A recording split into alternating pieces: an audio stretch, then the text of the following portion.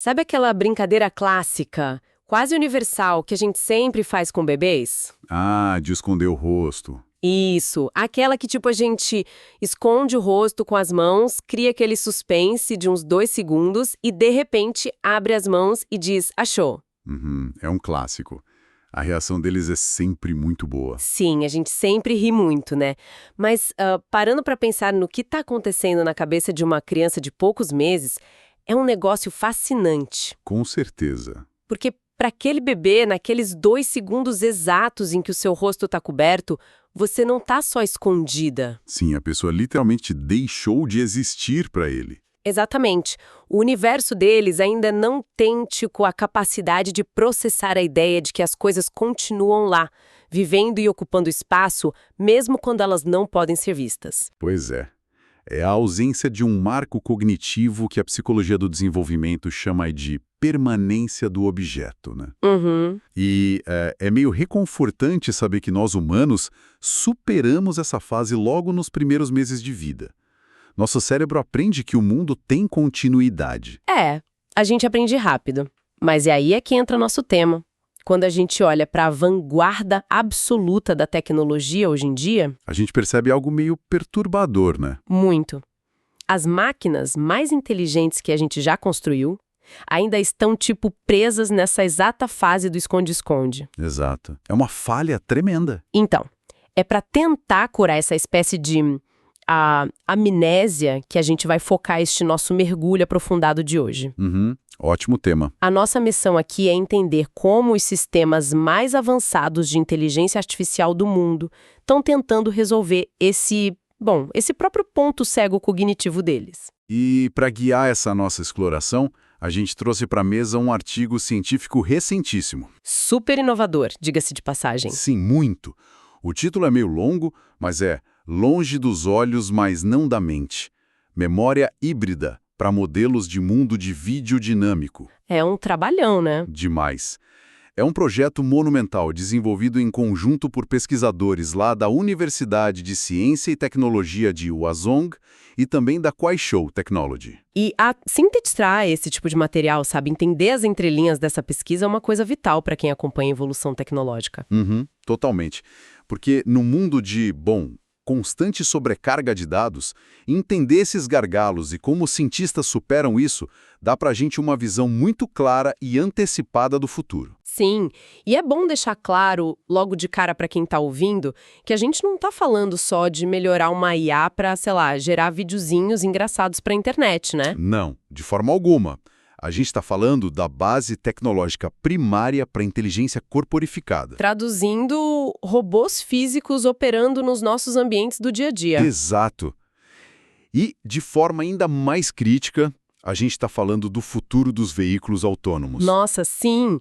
Pensa bem, se uma máquina que pesa 2 toneladas e anda, sei lá, 80 quilômetros por hora, Se ela não consegue lembrar de algo que acabou de sair do campo de visão dela, as consequências no mundo real são drásticas, né? seriam catastróficas. Certo, vamos desempacotar isso, então.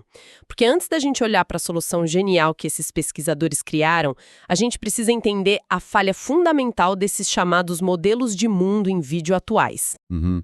Modelos imensos, tipo Yumi ou Matrix Game 2. Isso. A grande questão é que eles, tratam o mundo como uma tela estática. Uma pintura que não tem profundidade temporal. Exato. Então imagina a seguinte cena gerada por uma dessas IAs atuais. Tem um cachorro correndo pela rua, a câmera está seguindo o cachorro e de repente vira para a direita para focar numa vitrine de loja. Uhum. O cachorro sai do quadro. Naturalmente. Aí, segundos depois, a câmera volta para a rua. Só que a IA simplesmente esqueceu do cachorro. É como se ele evaporasse. Pois é. Mas o que exatamente acontece com ele nesses modelos mais antigos, quando a câmera volta? Olha, os resultados variam bastante, mas eles invariavelmente falham de umas formas bem bizarras. Tipo o quê? Bom, o cachorro pode voltar como uma estátua de pedra, completamente congelado no meio do movimento. Bizarro. Ou ele pode se transformar num tipo fantasma distorcido, sabe? Como se estivesse derretendo no asfalto. Nossa Senhora!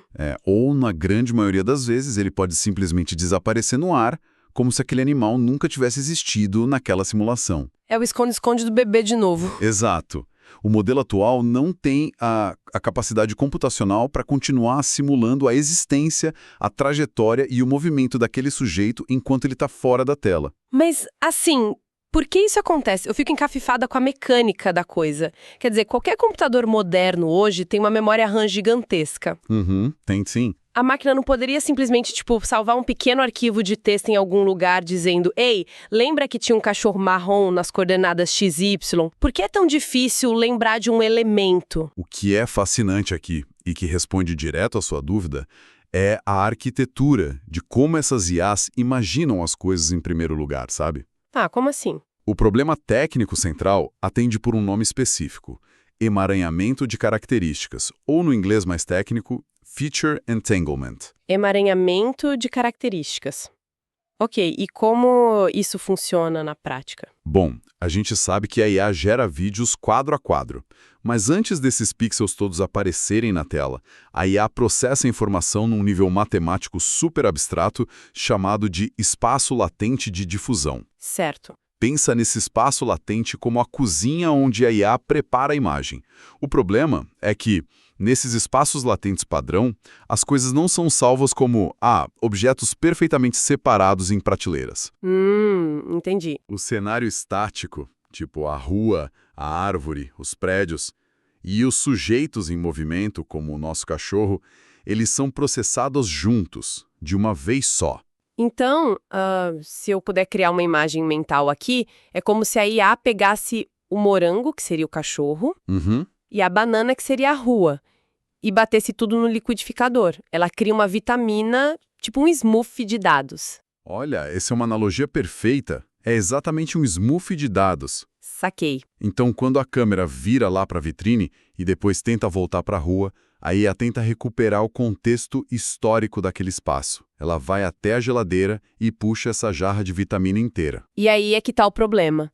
Porque, bom, se eu olho para uma vitamina batida, eu não consigo simplesmente enfiar a mão e puxar o morango inteiro de volta. Impossível. As características do cachorro e da rua estão completamente emaranhadas. Precisamente. E ao tentar puxar esse sujeito de volta, a partir de uma mistura onde tudo virou uma coisa só, a IA falha miseravelmente em separar o que é cenário estático do que é movimento dinâmico. Ah, então é por isso que ela congela ele? Sim, ela acaba congelando o sujeito no cenário, porque, matematicamente falando, o sujeito e o cenário se tornaram a mesma entidade para ela. Caramba! E é justamente para resolver esse liquidificador de dados que os pesquisadores introduziram um paradigma totalmente novo nesse artigo: a memória híbrida. Memória híbrida. Bom, a palavra híbrida pressupõe que ela está fazendo, duas coisas de naturezas diferentes ao mesmo tempo, certo? Exatamente.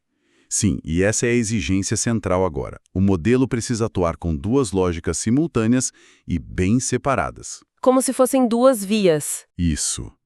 Por um lado, ele tem que ser um arquivista impecável para o cenário estático.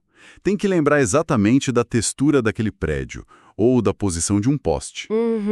Mas, por outro lado, ele deve atuar como um rastreador vigilante e totalmente independente para os sujeitos dinâmicos. Para não perder o cachorro de vista. Exato. Prevendo e mantendo a continuidade do movimento deles durante, todos os segundos em que estiverem fora do campo de visão, sem misturar os dois de jeito nenhum. Mas espera aí. Isso me leva a pensar num obstáculo prático que, me parece gigantesco na pesquisa científica. Qual? Se todas as inteligências artificiais do mundo atual falham feio nisso, como é que os pesquisadores sequer testam uma correção? Essa é a grande questão. E mais ainda, como eles treinam o modelo? Porque a primeira coisa que vem na minha mente é: por que não pegar, milhões de vídeos do YouTube ou imagens daquelas milhares de câmeras de trânsito para ensinar a IA a lembrar das coisas? Tem muita coisa disponível. Pois é, tem um oceano de dados reais por aí dando sopa. Olha, essa é, sem dúvida, a primeira ideia lógica que qualquer cientista de dados tem. Mas a realidade de curadoria de vídeos no mundo real é um pesadelo logístico. Sério? Por quê? Porque para treinar uma IA a entender esse conceito puro e bem específico de um sujeito saindo e entrando no quadro, você precisa de instâncias cristalinas. Casos perfeitos. Exato. Você precisa de um sujeito que saia de cena, que não seja escondido no meio do caminho por um poste ou por uma lixeira. Ah, que é o que chamam de oclusão, né? Isso, oclusão. E a iluminação também não pode mudar drasticamente por causa de uma nuvem passando, e ele tem que voltar de forma perfeitamente visível. Nossa, e ainda tem o movimento da câmera em si, certo? Com certeza. Porque a câmera de um celular na rua tá sempre tremendo, balançando. Exato. A câmera e o sujeito precisam estar se movendo de forma independente para a matemática funcionar limpinha.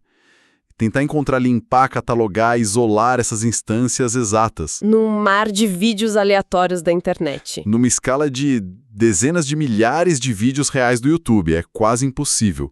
O nível de ruído nos dados, coisas aleatórias que iam confundir a IA seria absurdo. Ah, eu consigo imaginar. Ela acabaria aprendendo a reproduzir o tremor da câmera ou a sombra da nuvem e não a permanência do objeto. Entendi perfeitamente. Então, como você não pode, controlar a realidade para criar o laboratório perfeito, a única saída é construir a sua própria realidade do zero. Foi exatamente o que eles fizeram e construíram com uma precisão que, sério, chega a assustar. Sério? Eles simplesmente abandonaram os vídeos reais e utilizaram o Unreal Engine 5. Aquele motor gráfico ultra realista de videogame? Esse mesmo, aquele usado nos jogos mais pesados da atualidade.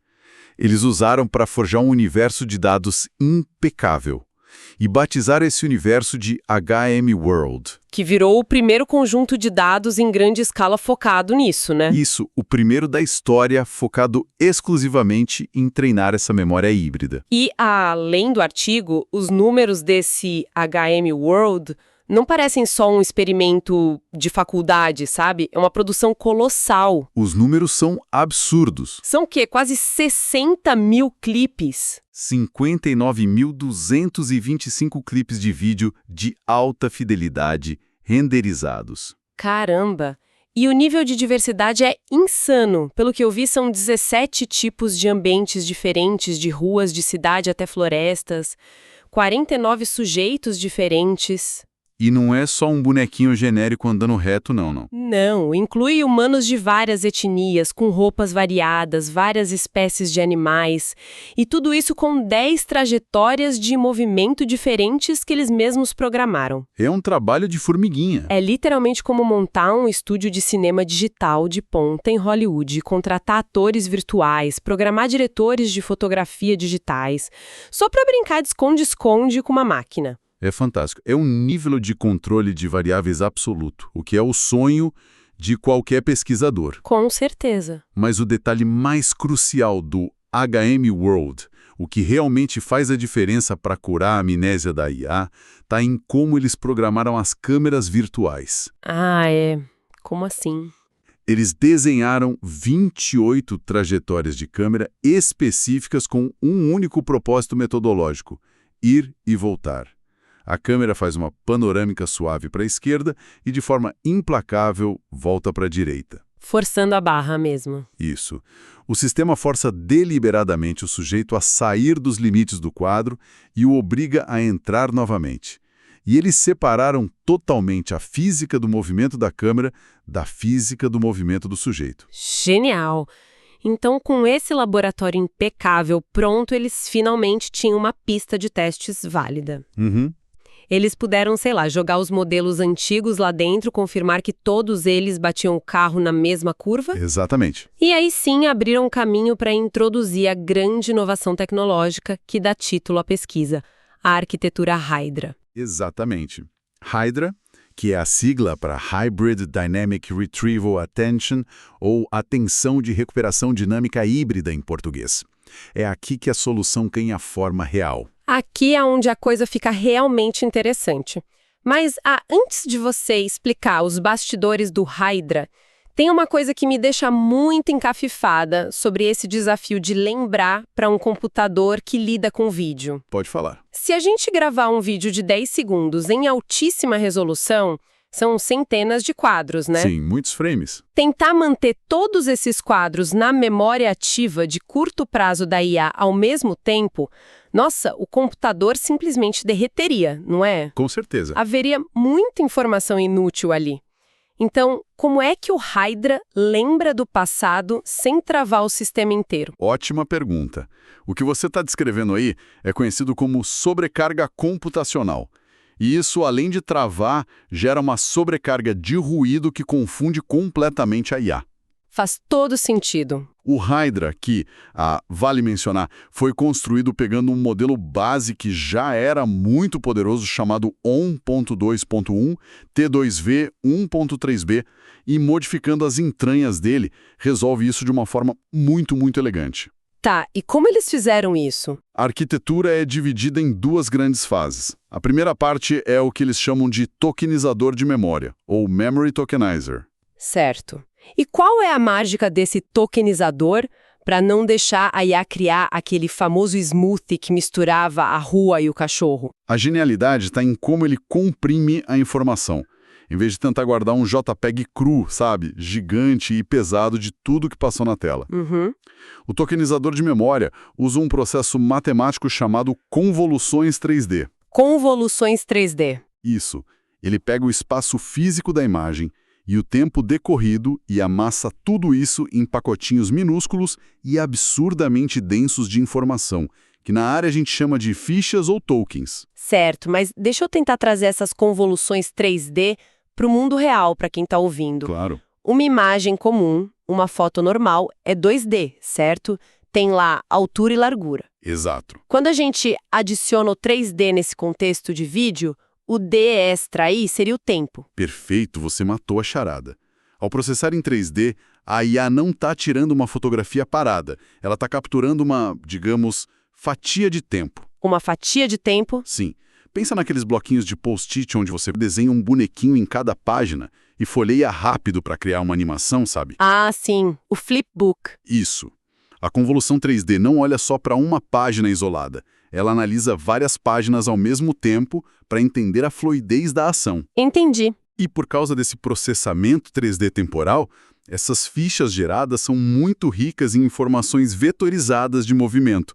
A ficha não diz apenas, tinha um cachorro marrom ali. O que mais ela diz? Ela contém uma espécie de flecha matemática que diz, havia um cachorro marrom se movendo nesta direção específica com esta velocidade exata. Ok, isso soa incrível. Então, o token guarda a inércia, o momento físico do sujeito. Exatamente. Mas espera aí, como a IA sabe qual ficha ela deve procurar naquela biblioteca gigantesca de milhares de memórias quando a câmera, finalmente volta para a rua? Boa. Porque, tentando lembrar do que você falou antes sobre os métodos mais antigos, eles não tentavam fazer isso de alguma forma. Isso levanta uma questão importante, porque essa distinção é fundamental para entender por que o Hydra funciona e os outros modelos não. Tá. Os métodos que vieram antes usavam uma técnica chamada contexto como memória, que dependia quase que exclusivamente de sobreposição de campo de visão, ou FOV overlap. E como era isso? O princípio era o seguinte: a IA memorizava puramente com base na geometria física do espaço 3D.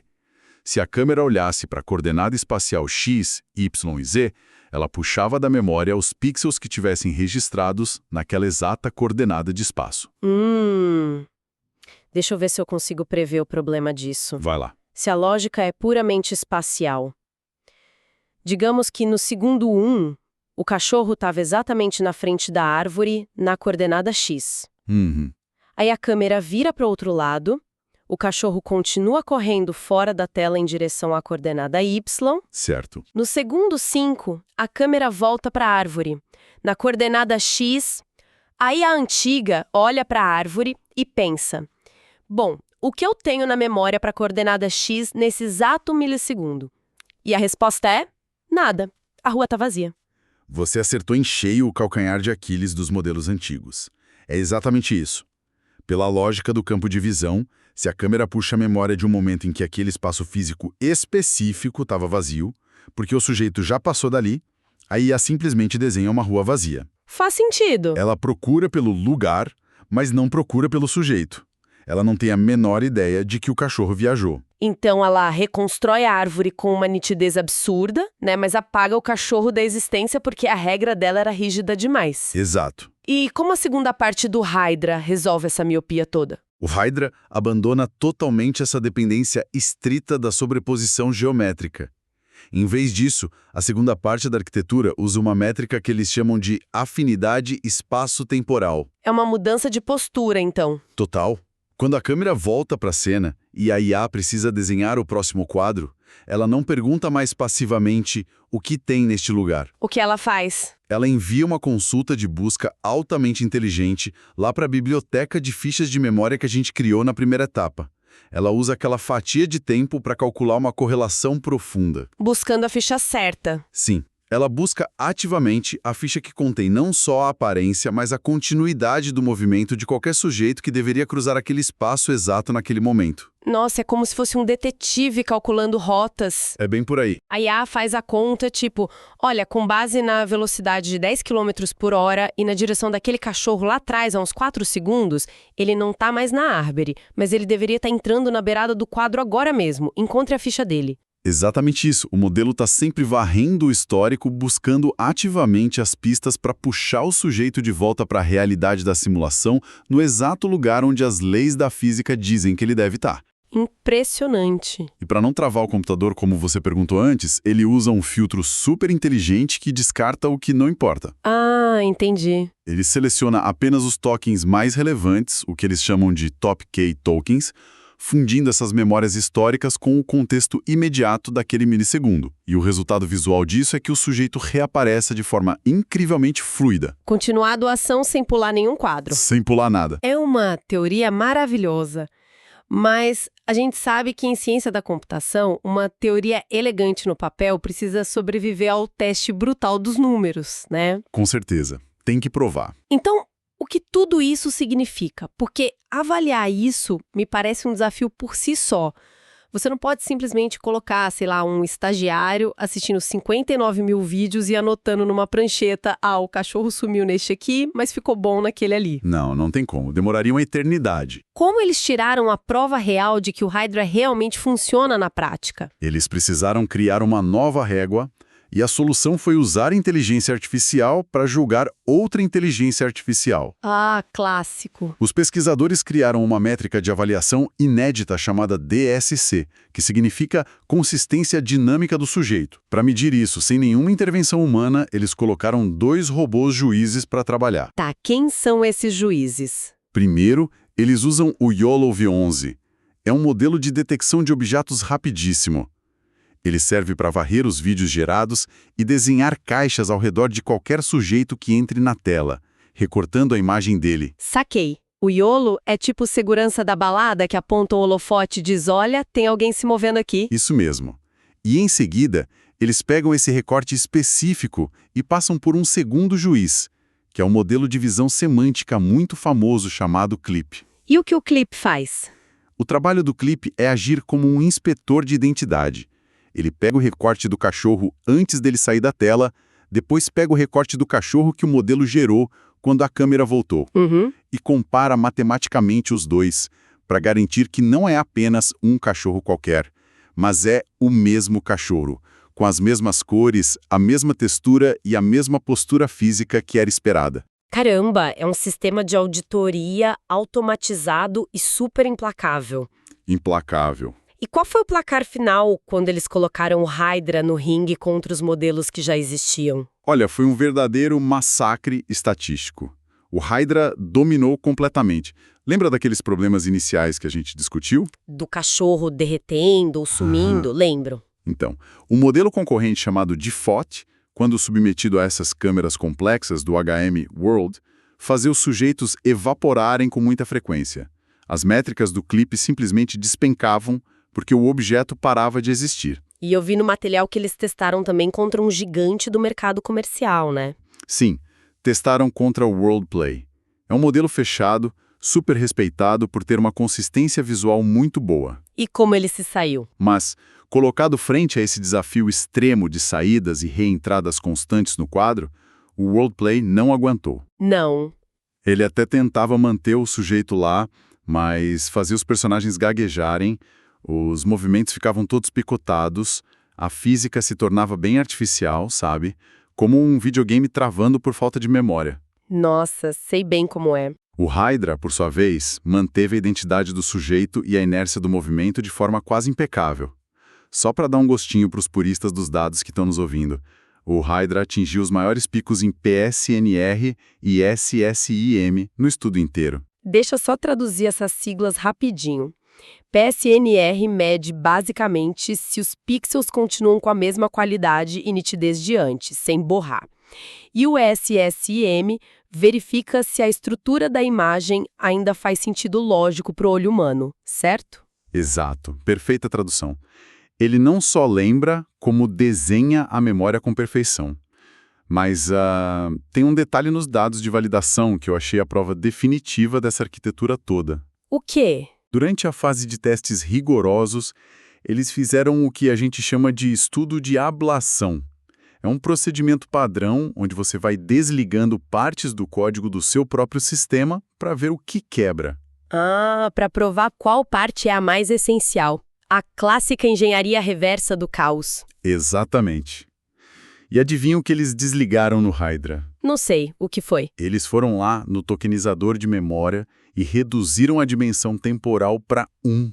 Tá, e em termos práticos? Eles tiraram a capacidade da IA de analisar aquela fatia de tempo e os movimentos.